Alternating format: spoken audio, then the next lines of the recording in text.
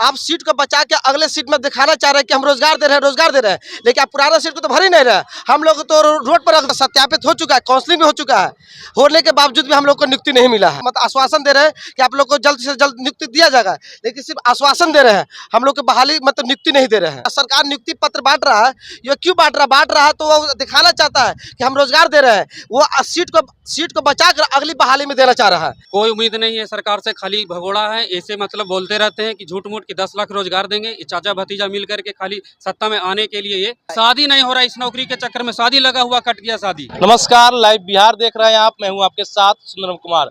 जहां एक तरफ सीटेट बीटेट के अभ्यर्थी 7वां चरण की बहाली को लेकर के प्रदर्शन कर रहे हैं, तो वही दूसरी तरफ बीएसएससी के लिए भी ये लोग पहुंचे हुए हैं और यहीं पे इनका भी प्रदर्शन जारी है। इन लोग का भी मांग है कि सरकार जो है बहाली निकाल करके, हमारा फिजिकल भी हो गया है, मेरिट लिस्ट में भी नाम आ गया है, वेरिफिकेशन भी हो गया है, लेकिन फिर भी हमारी बहाली नहीं हो पा रही है। लगातार तानाशाही सरकार के खिलाफ अभ्यर्थियों का यही मांग है कि सरकार जल्द से जल्द बहाली करे। जो 10 लाख रोजगार की बात तेजस्वी यादव ने 2020 विधानसभा चुनाव के समय किया था, उसके बाद अभी सरकार में है, महागठबंधन का सरकार बन गया है, लेकिन फिर भी अभ्यर्थियों की जो मांग है रोजगार को लेकर के, यह बड़ा सवाल खड़ा कर रहा है। वैसी दूसरी तरफ लगातार यह कहा जा रहा है कि हम 10 लाख नहीं बल्कि 20 लाख नौकरियां देंगे, 10 लाख रोजगार और 10 लाख जो हो गया वो सरकारी नौकरी। ऐसे में अभ्यर्थी की जो मांग है वो कितना जायज है, चलिए अभ्यर्थी से बात करते हैं। क्या मांग है, किस लिए प्रदर्शन कर रहे हैं? हम लोग ये 2014 में यह विज्ञापन निकला था, ये 8 साल की लंबित बहाली है और हम लोग का काउंसलिंग भी हो चुका है।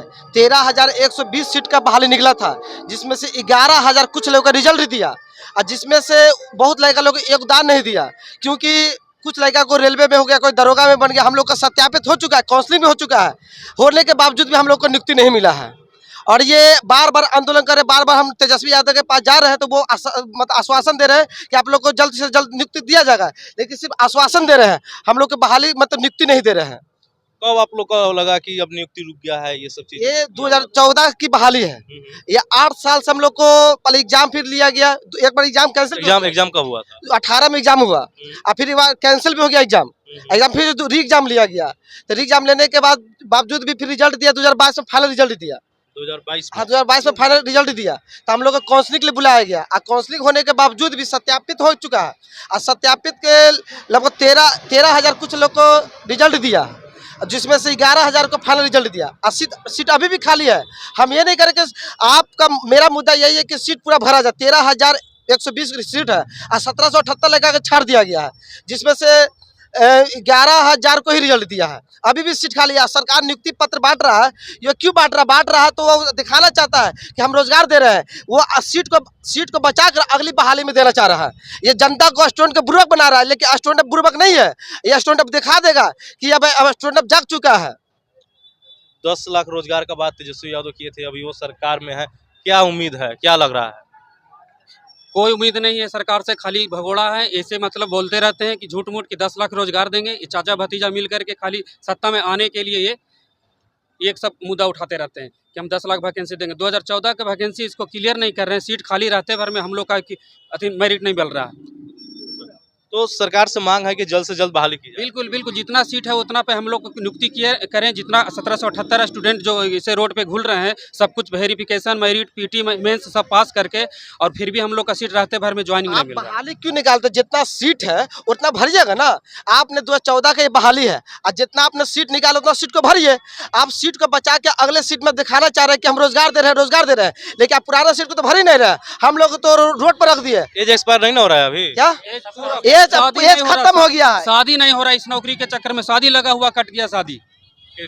शादी मतलब फिक्स हो गया था? शादी फिक्स हो गया था, लेकिन हम तो सोचे कि सीट से कम वेरिफिकेशन करवाए हैं और मेरिट तो आना ही आना है, और शादी लगने के बाद भी शादी कट गया। क्या लग रहा है, सरकार करेगी या फिर से आंदोलन करते रहिएगा? देखिए, हम लोग तो रोडे पर हमेशा रह चुके हैं जब से ये भर्ती आई हुई है। हमारा 33 वर्ष उम्र हो गया। अब बताइए, अब शादी ब्याह हुआ कि नहीं? नहीं, इसी बहाली में हम लोग रह गए हैं। अच्छा, आप विकलांग है, आप भी प्रदर्शन कर रहे हैं, क्या उम्मीद है सरकार से कि ज्वाइनिंग मिलेगा या फिर ऐसे ही फिर से लॉलीपॉप देकर छोड़ दिया जाएगा? हम लोग तो 2014 से लगा हुआ है, पीटी में से टाइपिंग, स्टोनो, हर चीज़ देकर, लेकिन सरकार हम लोग का सुन नहीं रही है। मतलब हम लोग इतना संघर्ष कर रहे हैं, दौड़ रहे हैं, आयोग के चक्कर लगा रहे हैं, लेकिन सरकार जो है कि कान तक जू तक नहीं रख रहा है सरकार का।